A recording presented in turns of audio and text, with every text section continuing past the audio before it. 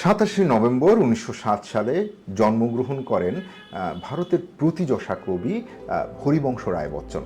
আর তার ছেলে হলেন ভারতের চলচ্চিত্র জগতের সবচেয়ে বড় সুপারস্টার অমিতাভ বচ্চন, যিনি কিনা 11 অক্টোবর 1942 সালে জন্মগ্রহণ করেন। যদি আমরা বলিউডের খ্যাতি এবং সম্পদের কথা বলি, তাহলে সবার প্রথমে যার নাম আসে সেটা হলো অমিতাভ বচ্চন, সিম্পল হিসাব। কিন্তু এক সময় অমিতাভ ইন্ডাস্ট্রিতে বিপুল সম্পদ ও খ্যাতি অর্জন করেছিলেন, অথচ জানেন কি, এমনও এক সময় এসেছিল যখন তিনি সম্পূর্ণ দেউলিয়া হয়ে গিয়েছিলেন।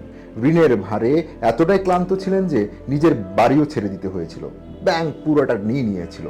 চলুন আজ আমরা একটু গভীরভাবে দেখি কিভাবে অমিতাভ বচ্চনের জীবন এমন একটা অন্ধকার পর্যায়ে পৌঁছেছিলেন এবং সেখান থেকে তিনি আবার কাম ব্যাক করেছিলেন। 1973 সালে Amitabh Bachchan angry young man image দিয়ে বলিউডের বিপ্লব ঘটান। প্রতিটি ঘরের পরিচিত মুখ হয়ে ওঠেন তিনি। 1982 সালে কুলি সিনেমার শুটিংয়ে মারাত্মকভাবে তিনি আঘাতপ্রাপ্ত হন, যার অবস্থা এতটাই গুরুতর ছিল, একেবারে ভয়ঙ্কর অবস্থা, একেবারে জীবন সংকটে পড়ে যান তিনি। তবে মুম্বাইয়ের ব্রিচ ক্যান্ডি হাসপাতালে দীর্ঘ চিকিৎসার পর, ডাক্তারদের সমস্ত সহযোগিতার পর, রাষ্ট্রের সহযোগিতার পর তিনি সুস্থ হয়ে ওঠেন। এরপরে তিনি রাজনীতিতে প্রবেশ করেন, বিশেষ করে কংগ্রেসের রাজনীতি। রাজীব গান্ধীর ঘনিষ্ঠ সঙ্গী হিসাবে সংসদ সদস্য হয়েছিলেন তিনি। সব কিছু ভালোই চলছিল, কিন্তু বোফোর্স কেলেঙ্কারিতে তার রাজনৈতিক কেরিয়ার ধাক্কা দেয়।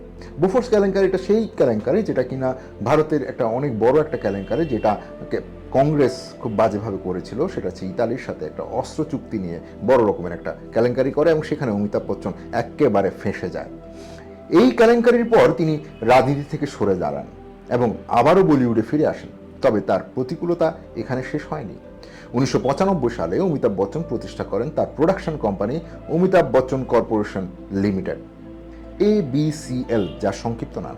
কিন্তু কোম্পানিটি বড় ধরনের আর্থিক ক্ষতির সম্মুখীন হয় এবং তাকে তার বাড়িটা বন্ধক রাখতে হয়েছিল।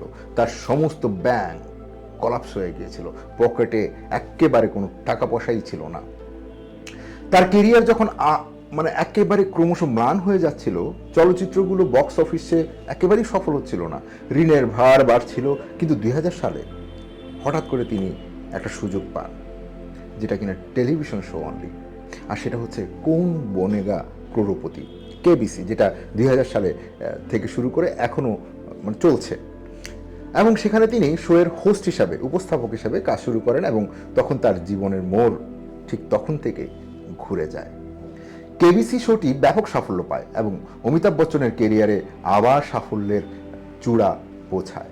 তিনি তার সমস্ত ঋণ শোধ করেন, তার বাড়ি ফিরে পান এবং আবারও ফিরে আসেন বলিউডের মঞ্চে। তারপরে একের পর একটা সফল ছবি উপহার দিতে থাকেন এবং তার জীবনে যে অর্থনৈতিক সংকট ছিল সেটা তো দূর করেছিলেন। পরবর্তীতে পুরো ধনী হয়ে তিনি বলিউডের একেবারে শাহেনশার মতো ব্যাক করেন। এটি প্রমাণ করে যে জীবনের যতই কঠিন সময় আসুক না কেন, কখনোই হাল ছেড়ে দেয়া যাবে না। আজও অমিতাভ বচ্চন বলিউডের শাহেনশাহ হিসেবে পরিচিত, যা তার কঠোর পরিশ্রম এবং অধ্যবসায়ের প্রতীক।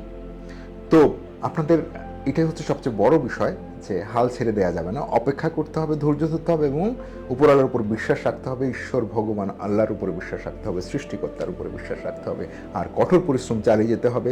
উপরওয়ালা এমন একটা সুযোগ দিয়ে দিতে পারেন মানুষের জীবনে, যে যাতে করে একেবারে মানুষের জীবনে বছর খানেকের মধ্যে বা বছর দুয়েকের মধ্যেই মোড় ঘুরে যেতে পারে। কিন্তু সততা, জীবনের চারিত্রিক সম্পদ যেটা আছে সেটা, আর হচ্ছে অধ্যবসায়, এটাকে কাজে লাগাতে হবে। অমিতাভ বচ্চন আমাদের সামনে একেবারে জলে কিন্তু একটা উদাহরণ।